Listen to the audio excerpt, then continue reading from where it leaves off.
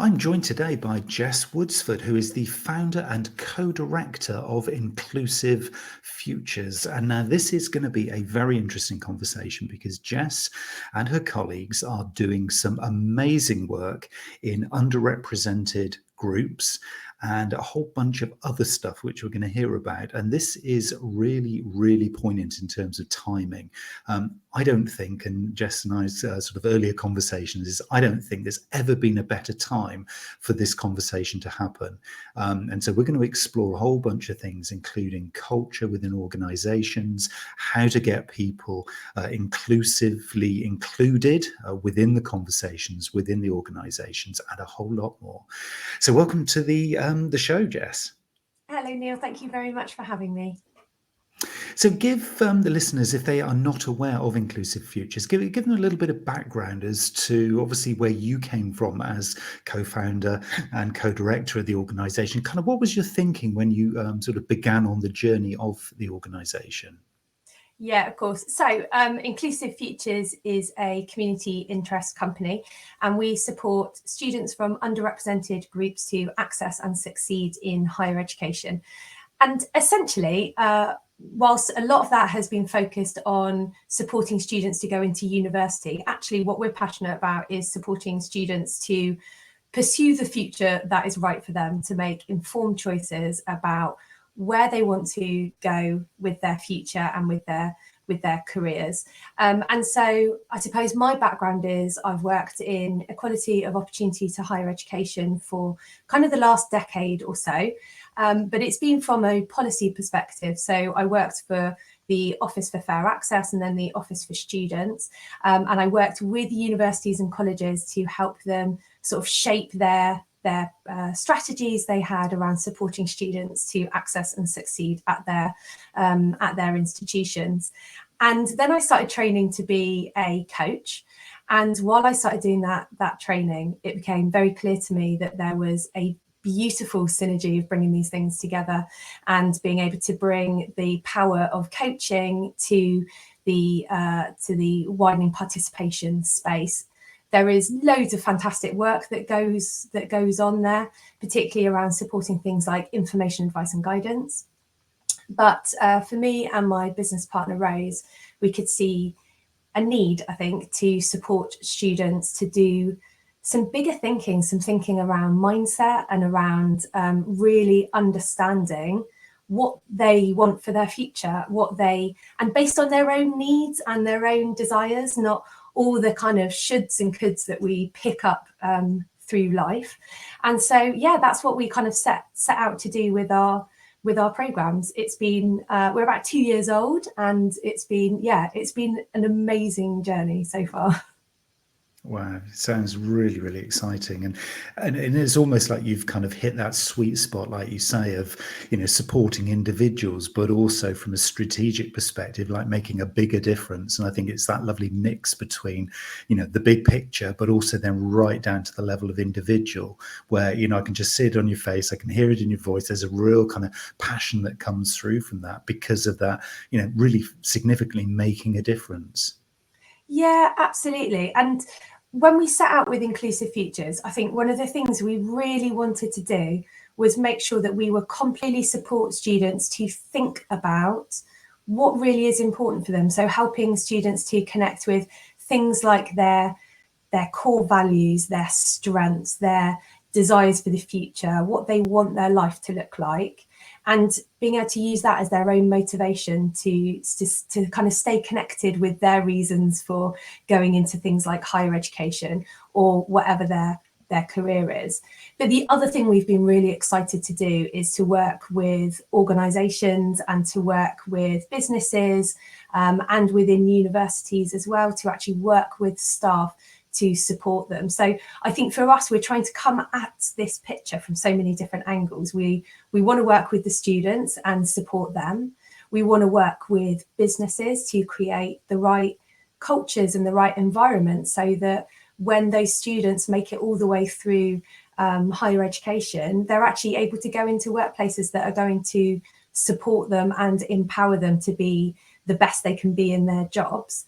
And then to also support the university staff that are doing some amazing work as well.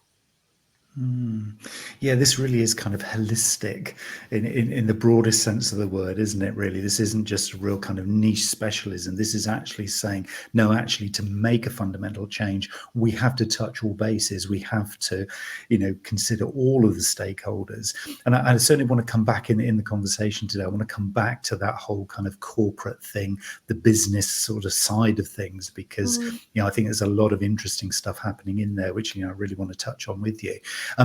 But just really to start really with the students, particularly I'm thinking here sort of, say young people listening to this and sort of thinking, maybe I am one of these people that Jess is talking about.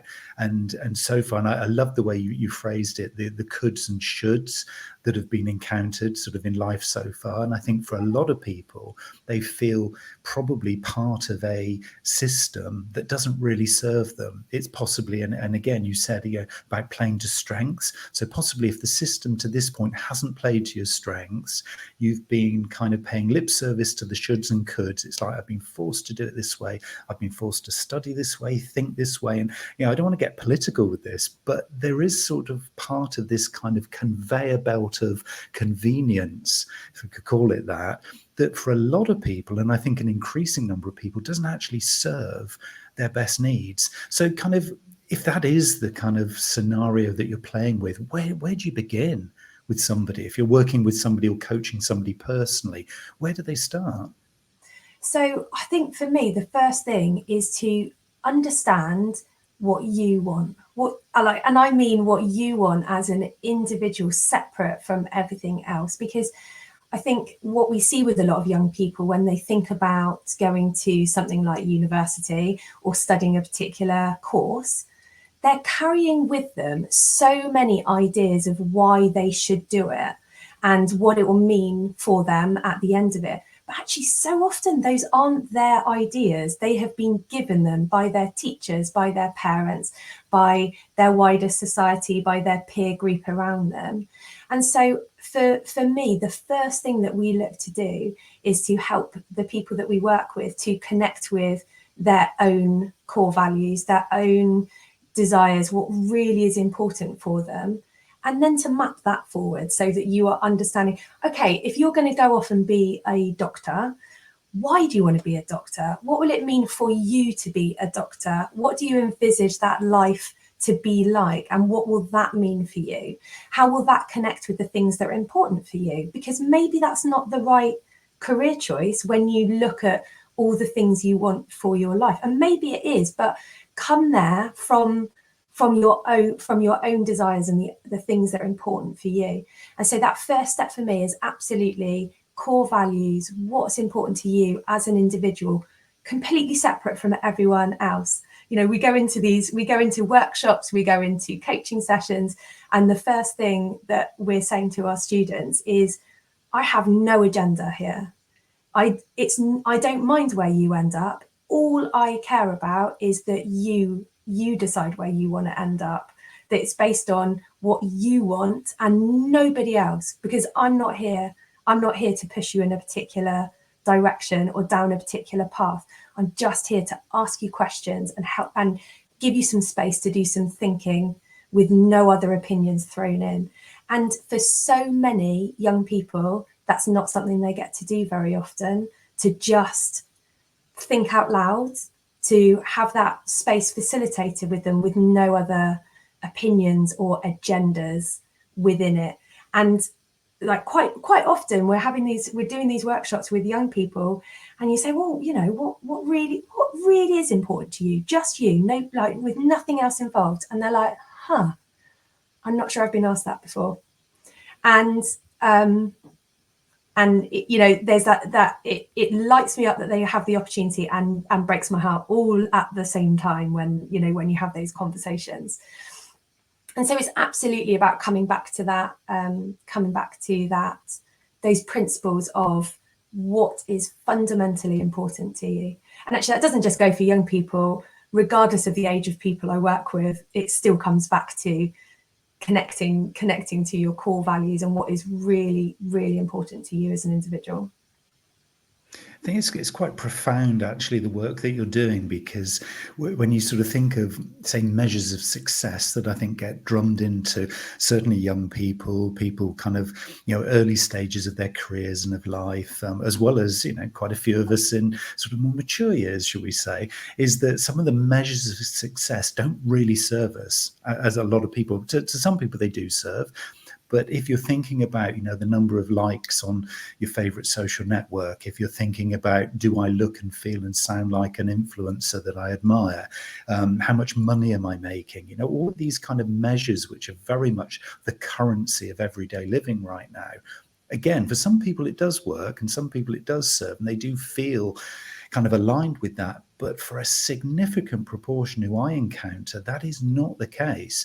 And so is what you're doing actually kind of almost redefining and sort of giving permission to be yourself, to actually be somebody who is kind of very much, you were saying about it, it lifts you, but it breaks your heart at the same time. That it must kind of get you really in the heart every time you see somebody kind of almost take that permission. And it's kind of, it's permission to fail, really, in terms of how the system judges you, isn't it? Absolutely. Do you know, it's permission to learn from everything that is happening around you. It's permission to reflect. And it's also, and you mentioned money, and I think money is such a beautiful subject in so many ways. It's one of my favourite conversations, in a way, to have with the young people that we work with, because every time we talk about money, it brings up the most amazing conversations, because I can sit there on a table with 17-year-olds and say to them, well, what would you like from your future? And they will, 9 times out of 10, they'll say they want a job that pays well. They'll talk about money. And I'm like, great, money for what? And they say, well, what do you mean, money for what? And I say, well, what do you want to do with your money? Because money itself, if all you do is get money in and it sits in a bank account, the only person that benefits from that is your bank manager. But because, money itself isn't really anything. It's if it just sits in a bank, it doesn't bring you anything. So money for what? And what I love is that when you start like digging into money, and you're absolutely right, it's a measure we use of success. But if you dig into money, for some people, that's about security and stability. And especially some of the people that we're working with, they don't necessarily have that. So for some of them, it's knowing that they'll always have a roof over their head that somebody can't take away from them, because they can buy their own home. And that's really important for them. But for some of them, that's about freedom. That's about knowing that they can do what they want, when they want, based on what they want to do, because they've got the money to do it. For others, it's about adventure and being able to travel the world. For some, it's about like luxury and buying beautiful, expensive things. But what I love is that even that one subject, if you ask people to really explore what it means completely different things. And yet it's still this measure of success that we kind of all use, but actually it means completely different things to all of us. And yeah, it's something I love talking about with young people, because it's getting them to suddenly go, oh yeah, oh look, we're all friends on this table, but actually we want money for completely different things. Yeah, I mean, certainly one of the 2 words that I'm using this year in my kind of journey, and it's a bit of a mantra, and I keep sort of talking about this on all the broadcasts and things that I do, is the word awareness. Just awareness. And I think having that conversation around that table just wakes people up. It just makes them feel, oh, hold on a minute. I've got to stop. I've got to pause. I've got to be present. I've got to not check the social media just for a minute. And I've got to think. And I've just got to be here in the moment and consider something. And I think the value of that is it's immense. And I know the people I'm talking to this year, as I've really, really focused in on this word awareness in all its various guises, I think it's so valuable. And I think just even that lovely little example there with the money and your group is it just awakens things in people, then gives them the opportunity then to explore, okay, well, I know the what, and I probably now know a little bit about the why, but now I can start to think about the how. Now I can start to kind of enable. So what do I need to do? What do I need to learn? Who do I need to connect with? So it begins the journey. So the sort of work that you're doing, is it that kind of kickstart that some people otherwise wouldn't have? Yeah, absolutely. Because actually, you can imagine if you've identified that, you think about money. If you've identified that for you, money is about freedom and opportunities, then actually that's going to shape the type of careers that you might want to go into, because there are jobs that will give you a lot of money, but actually not a huge amount of opportunities for freedom and adventure. So actually, if the reason you want money is so that you can travel and have those opportunities, then there's probably not much point you going into the types of career that will take up all of your time, where you're going to be doing 80-hour weeks. It helps you to start to think about, actually, what is it that I want from my money? What is it that I want from my career? It's not the career itself. What does it give me? What does that whole picture, that whole life look like? Not just, I'm going to go and do this thing or be this thing. We're not defined by our careers. It's that living to work or working to live. What is it that you want from your whole life? And then how does your career fit within that and complement who you want to be on a much bigger scale? And so, yeah, I think what we're looking to do with the people that we work with is just start those conversations, start that thinking, that conscious thinking, where we step outside of the chaos of everyday life and just think and reflect. And and I love that, having that word awareness for the year, Neil. That really resonates with me. It is absolutely opening up that awareness. Let's step outside for a minute and let's just observe what's happening and what I think about things. And let's take this concept of money and let's get a bit more aware about it and what it means for me. And then take that with you into your next steps or your next conversation.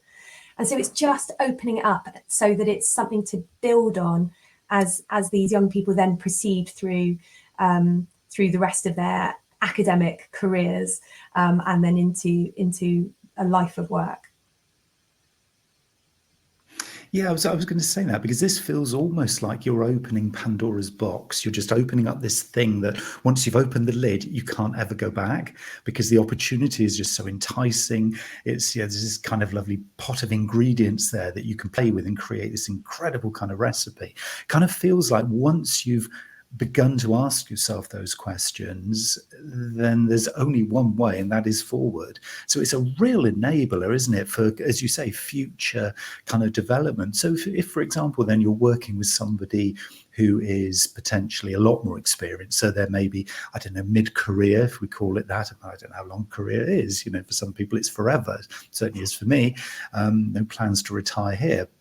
But the idea, I think, for some people is that they do have that kind of career plan that will go for a certain amount of time. So if you're working with somebody then, say, who is kind of mid-career, how was that different? What kind of things do you touch on with them? So, well, I think, like I said at the beginning, some of the work that we're doing is with our corporate and executive coaching office. So yeah, we're absolutely working with people that are later on in their careers as well. And actually, I mean, what is beautiful is there is patterns and themes that go across this, regardless of how old you are or where you are in your journey. Because actually, regardless of how old you are, how often do we carve out the time to step aside and put down the sort of politics that are going on around us, and just be the observer, to become really aware and conscious of what we're doing, how we're thinking, how we're reacting to things.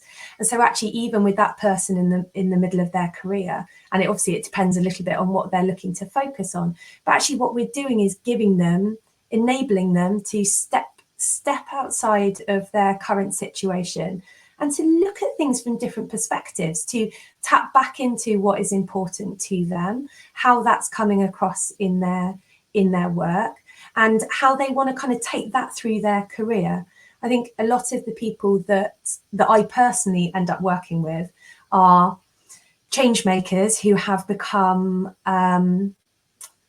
who have sometimes become a bit frustrated with their current working situation. I think, and you know, you'll know this feeling, Neil, that when you want to make a change in the world so much, it can feel really big and really daunting, and it can be really hard sometimes to see the joy in things because there's so much chaos in the world that we want to change, or the particular problem we're looking to change feels so big that we wonder what our small part is in it.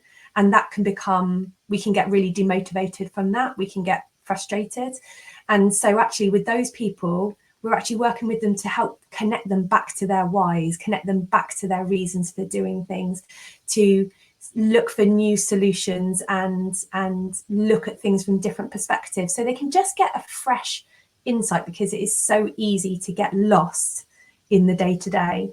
And I think what coaching allows you to do is step to the side and give all of the things going on for you to just some real conscious thinking, that awareness again, that insight, so that you can find different ways to move forward. I think one of the things that's coming through very clearly here in terms of kind of almost like Jess's kind of purpose and Jess's reason for being, and I'm sure everybody else within the organisation there, is this whole thing about trying to help people away from just being on that hamster wheel, as we call it, you know, continuously just going through the same sort of things and then expecting a different outcome. Feels like there's a bit of a theme here which kind of underpins all the work that you do, which is this kind of almost, as you say, breaking out from the everyday and just having a really clear kind of appreciation actually of the reality. Because I think we do get swept along. We put up these veils, we hide ourselves behind smoke and mirrors to kind of almost shroud either the weaknesses, incompatibilities, the awkwardness, the criticisms, all of those kind of big challenges in life. Whereas actually what you're doing is just saying, I'm guessing, just be honest here. Open up, be honest, be transparent, be super authentic, and then the magic will start to happen because you'll start to see things which you'd otherwise miss. Is that kind of where you're coming from? Yeah, do you know, it absolutely is. And also, I think I see my role in that as saying, do you know what? I recognise it is pretty scary to open up and be vulnerable like that and to be honest and authentic. And especially if you're going against the mould and you're going against what is expected of you, or what you think and perceive is expected of you, that can be pretty scary. That can feel quite overwhelming. It can feel a bit lonely. And actually what I'm looking to do then from the position of a coach is provide that support, provide that objective space, that space where you know that nobody is passing judgment on your decisions, so that actually you can really explore those changes. And that's what we're like as an organization, that's what we want to bring when we work with people. You know, we want to bring that space that allows people to challenge what they, you know, think about how they want to challenge the status quo, think about how they want to challenge their situation, what changes they want to make, whether that's changes just in their life or whether that's pushing for change within their organization, whether that's changing the way that they do leadership and they demonstrate leadership, or whether that's causing big societal change and challenging, you know, societal structures. Like, we want to hold that space so that they can explore how they want to do that, know that they've got somebody in their corner, know that they've got space, facilitated space to be able to dig into some really complex stuff without any judgments or opinions coming in and shaping it. And too often, I think that's a bit rare in this world, to have somebody that just will really listen and just listen, hold space, doesn't want to give you advice, doesn't want to shape the direction you take, just wants to just wants to listen and help you find your own, help you find your own way. And yeah, it's an absolute honor to hold that space for people. And I love doing it particularly for people that are looking to make changes in the way they do leadership. So that, particular thing I'm passionate about at the moment, I think we have all, and I know we've spoken about this before, but I think we've all experienced bad leadership in our life. And I think when you experience bad leadership, it can crush your soul. It can really bring you down. But good leadership, I mean, it can make you absolutely soar.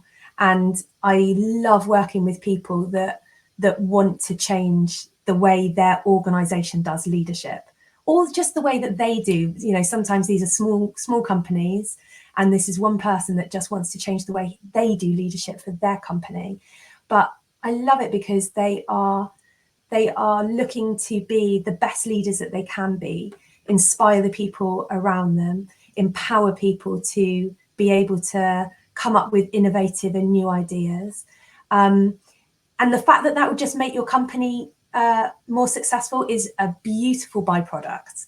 The fact that it will mean that you retain talent, that your employees will work harder for you. That is just a beautiful byproduct of being an incredible leader who is doing it for all the right reasons. And yeah, those are some of the people we love working with. So that obviously comes right into the heart of what we might term, in a broader sense, company culture, organizational culture. So are you saying here then that anybody can influence culture? So if they have enough passion, they have enough drive, they have this awareness, you've helped them to uncover some of the whys and, some of the big drivers behind it. So there is this real positive energy starting to flow through them.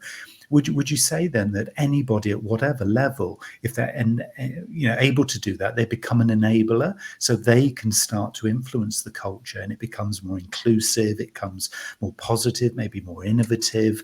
And it's almost, from the way you've described it, it can come from anybody. It doesn't necessarily have to be from the chief exec or the MD or whoever. So leadership can come from even the most junior person, from the way you're describing it.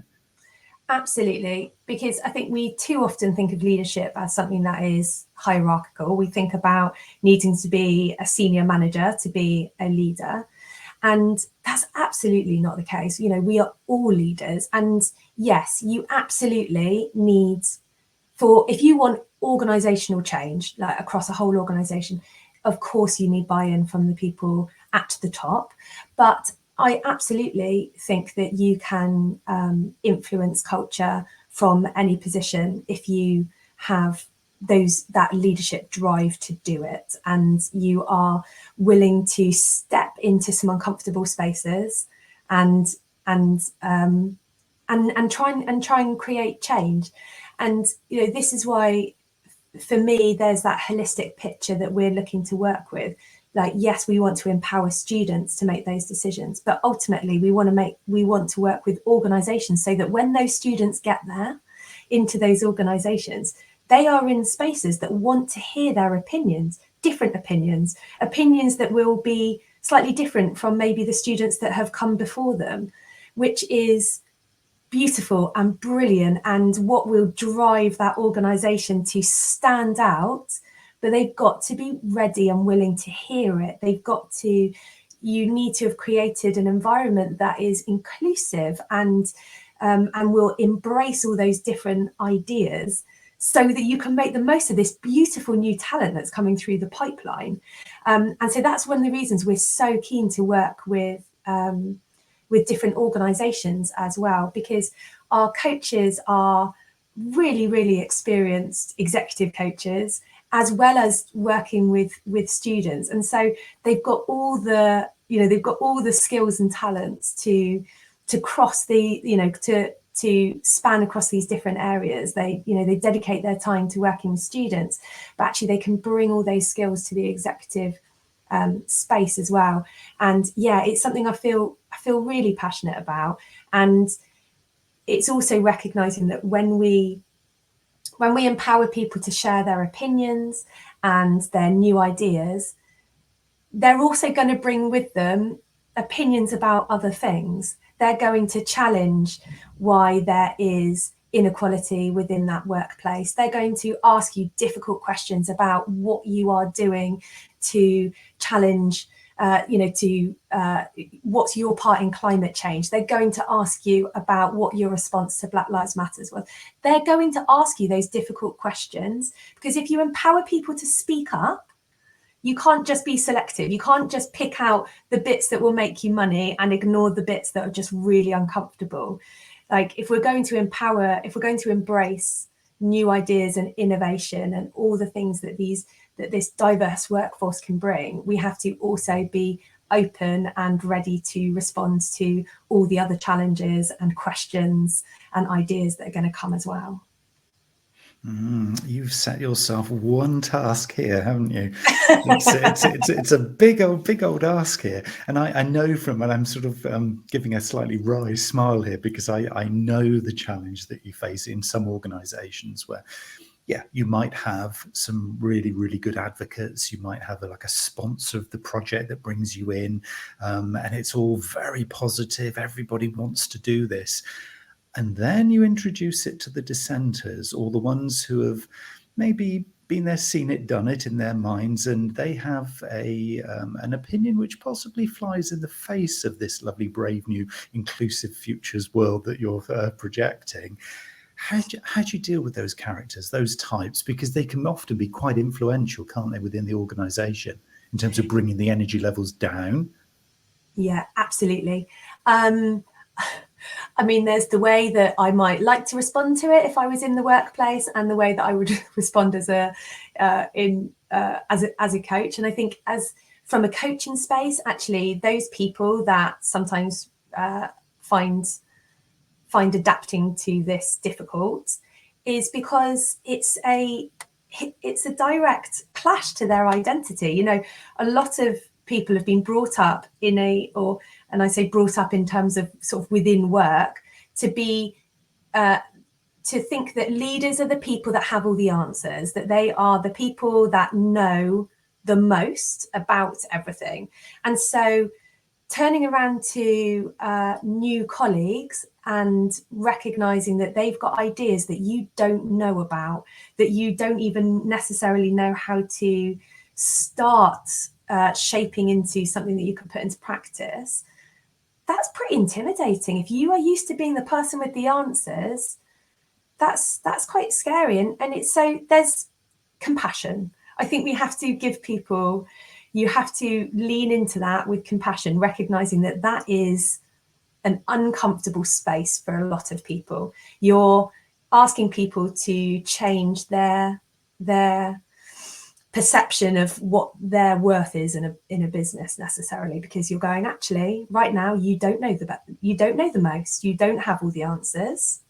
Your job here is to facilitate and to be curious and to ask big open questions and hear things that you might not have heard before, or that don't land very comfortably with you.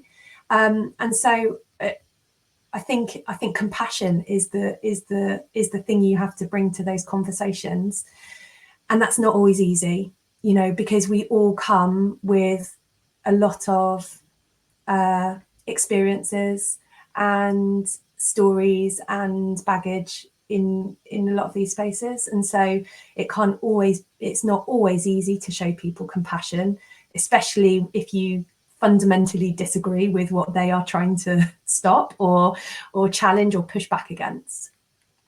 But I think, again, getting really conscious and going, okay, well, how might this feel for the other person? What might be the challenge here for them? And just coming to those conversations with curiosity and compassion is how we start to open up those conversations. It feels like it's acknowledging the fear, because it sounds like quite a bit of this, when there is dissent, it's not actually aggression or anything which, you know, might be perceived as that, even though it can come across in that way. A lot of what you've described there is very fear-based, isn't it? Fear of change, fear, as you say, of being sort of discredited for all that amazing past knowledge that you had, and suddenly it's being challenged. It's like, oh, well, I'm quite fearful that I'm not going to be seen on this pedestal that I've always been seen on. So it kind of it's almost being accepting and acknowledging the fact that, yeah, life is moving on. So what are my choices here? I can either just kind of push back against it. Well, that's going to be an uncomfortable ride. Or I can just acknowledge that I don't really kind of like this situation, but let's open up. And I love the word that you used earlier, which was, being an observer, being the observer. And it's almost, if we can be encouraging people who feel as though they're in that situation, to kind of just step out of yourself for a moment, just kind of leave the ego, leave that self that you've always identified with there just behind, just for a moment, step up and away and just have a little look down on this scenario. Is there anything you can spot? Is there anything you can see in there that is like, oh, there's some clues in there as to why I'm feeling that way? And it's the awareness thing again, isn't it? It's coming kind of full circle, but based around the fear thing, because I do see quite a bit of this with some of the client work that I do, is that when there is dissent, it's not for bad reasons, even though if you're on the receiving end, it can certainly feel like that. It is because of fear in the person dishing it out.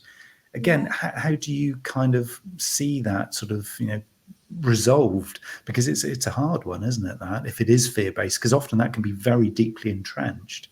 Yeah, and it's it is a difficult, it can be a really difficult area. And actually, but I think that's exactly what we're doing as coaches. And you described it really beautifully there, Neil, that actually what we're doing is holding space for people to go, do you know what, let's be the observer, let's look at this situation, and I'm going to challenge you to look at it from a couple of different perspectives and really notice what's going on. And because this is an objective space where I don't have an opinion, you can say all the stuff that's coming up for you, say it out loud so you hear it, get that awareness of actually, oh, okay, right, as much as I hate to admit it, that is something I'm carrying. I am fearful of this. I don't like that new opinion because it makes me feel like this or like this. But actually, by voicing it, by acknowledging it, by reflecting on it, we can start to think about how we move past it. And that is a very conscious process.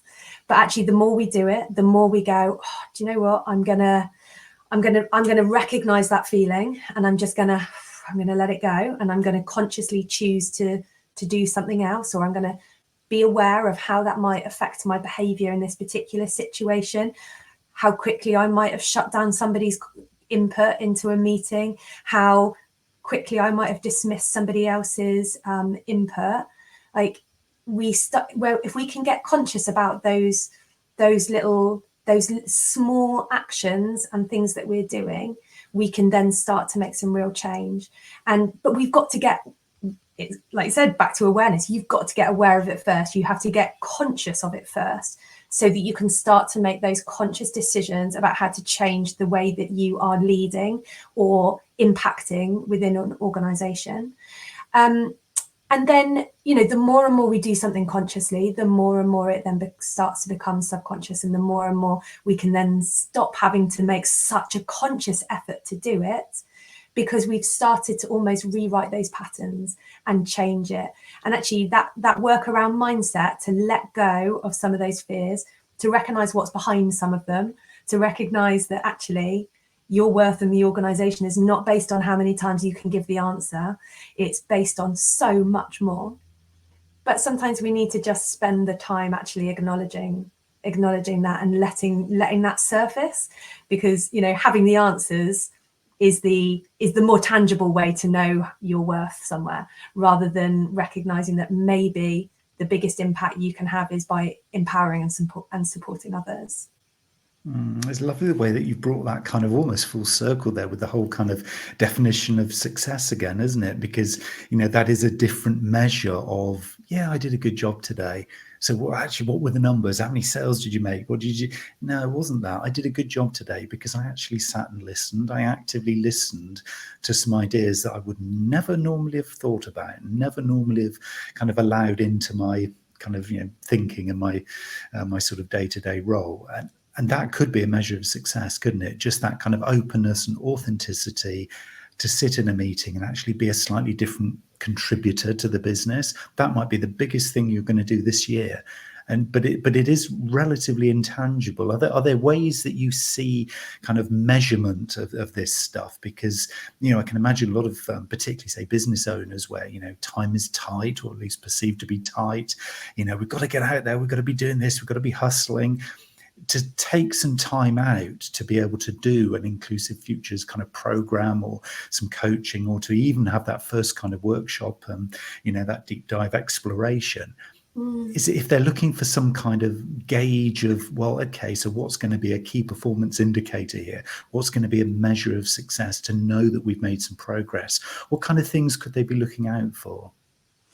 So I think the ways that you see impact in those kind of spaces is by looking at, if you are a leader, if you are, or if we go for the more hierarchical thing, if you are a manager and you have a team that you support, what you'll be looking at is the productivity of your team. And I don't just mean output, I mean, are they being innovative? Are they working autonomously?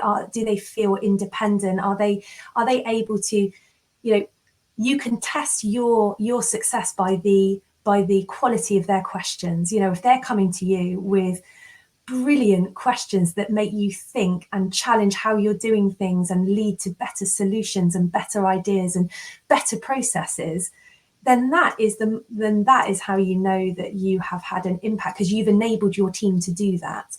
Instead of them saying, I don't know how to do this, and you go, try this. I've tried this before, try this. You're saying, well, what do you think? What have you seen around you? What have you seen others do? And you're creating new solutions from that space. And so I think the quality of the questions that your team start to bring you will be a brilliant indicator of, you know, of how you've enabled them to become better at their jobs. I love that. That's proper communication, isn't it, within the organization? I mean, there's inclusivity, there's diversity, there's innovation, all wrapped up into one little microcosm of improvement. You know, it's just lovely. I mean, that's the kind of organization I'd like to work with. You know, I'm sure everybody listening would be, you know, very sort of supportive of that. If somebody wants to go on the journey with you, Jess, somebody wants to kind of do a deeper dive for their own organization, or personally, how do they make contact? What kind of things would you be looking for them? How do they kind of get in touch and begin that with you? Yeah, so we work with people across their kind of career journey. So we work with senior leadership teams, and we work with CEOs, but we also work with sort of middle management that might be stepping up into a different level of leadership, or looking to really change how they approach leadership. And we're also really passionate about working with inspiring leaders, working with those people when they come into organizations, so that we are empowering people from the very start of their careers to think of themselves as leaders, and think about how that can help to shape their own journey through an organization, and also help them to make those changes that they think will help both them and other people around them. So we're really keen to work with people across different stages of an organisation. We've got a website, which is www.inclusivefutures.co.uk, and you can email us through the website if you'd like to just have a chat about what we do, and about how we might be able to support your organisation. And I think what's lovely is, because we are a community interest company, any work we do with an organisation, all the profits from it go straight into helping support students. And so there's also that aspect of knowing that if you get that coaching support through us, you're also helping to support social mobility as well. Jess, it's been an absolute pleasure talking to you today, and thank you so much for all that you're contributing to the business world. Really, this is great work, and it's something that really must be applauded, because, you know, if there were more people around like you doing this kind of work at all levels of organisations and humanity, to be fair, then the world would definitely be a better place. So thank you on behalf of everybody who's listening. It's been an absolute pleasure. Thank you very much, Neil. Thanks for having me.